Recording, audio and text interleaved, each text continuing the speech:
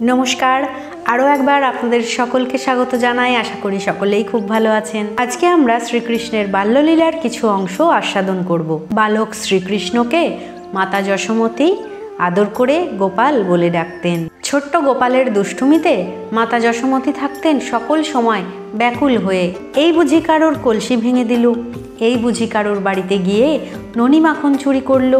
ভগবান শ্রীকৃষ্ণের বাল্যলীলার কথা যতই বলি আর যতই শ্রবণ করি আরও যেন শুনতে মন চায়। বাল্যলীলায় দুষ্টুমিতে মত্ত গোপালকে মাতা যশোমতী বললেন, গোপাল, সুন্দর করে স্নান করিয়ে সাজিয়ে দিলাম তোমায়, আজ কিন্তু কোনো দুষ্টুমি করবে না তুমি।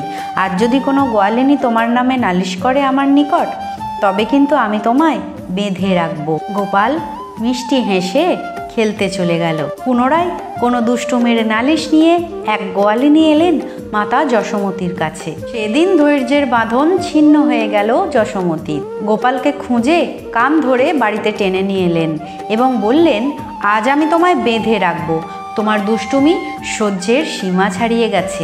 গোপাল তো মনে মনে ভাবছেন আর হাসছেন, তোমার মাতৃত্বের বাঁধনে, তোমার স্নেহের বাঁধনে সেই কবেই তো আমায় বেঁধে ফেলেছ, নতুন করে আর কি করে বাঁধবে আমায়? স্নেহ ভালোবাসা প্রেম ভক্তির বাঁধনে সকলেই বাঁধতে পারে আমায়, তুমি তো নিছকই দড়ি খুঁজছো মাতা। গোপালকে বাঁধবেন বলে মাতা যশোমতী লম্বা একখানি দড়ি খুঁজে নিয়ে এলেন। কিন্তু উদুকলের সাথে সেই দড়ি দিয়ে যতবারই গোপালকে বাঁধতে যান ততবারই দড়ি ছোট পড়ে যায়।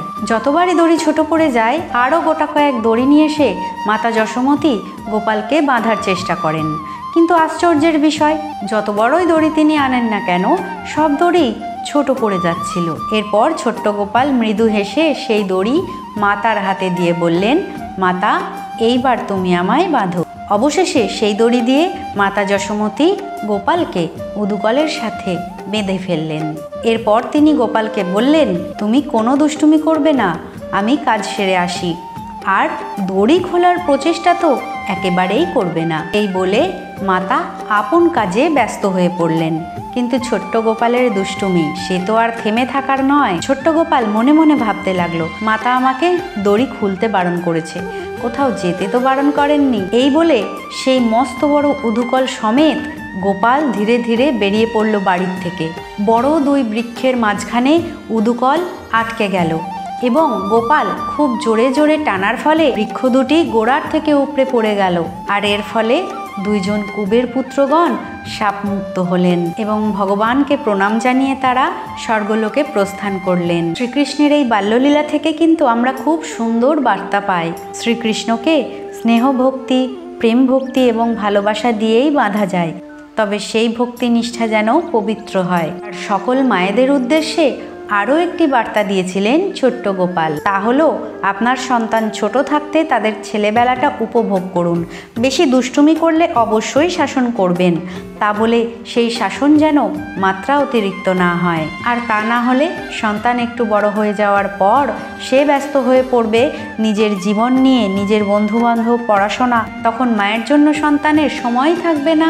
আর যদি চিৎকার করে কিছু বলা হয় তাহলে সন্তানরা বলে, চুপ করো তো, কানের কাছে এত ঘ্যান ঘ্যান করো না, তোমার এই বকবক শুনতে ভালো লাগে না। অপ্রিয় হলেও এই কথাটি বাস্তব। তাই শ্রীকৃষ্ণের বাল্যলীলা আস্বাদন করুন এবং নিজের নিজের সন্তানের ছেলেবেলাটাও উপভোগ করুন। ঠিক যেমন মাতা যশোমতী গোপালের বাল্যলীলা দর্শন করে ধন্য হয়েছিলেন, ঠিক সেরকমই নিজেদের সন্তানের ছেলেবেলাটাও উপভোগ করুন আর সন্তুষ্ট থাকুন, খুশি থাকুন। আর ভক্তি ভরে বলুন, রাধে রাধে, জয় শ্রীকৃষ্ণ।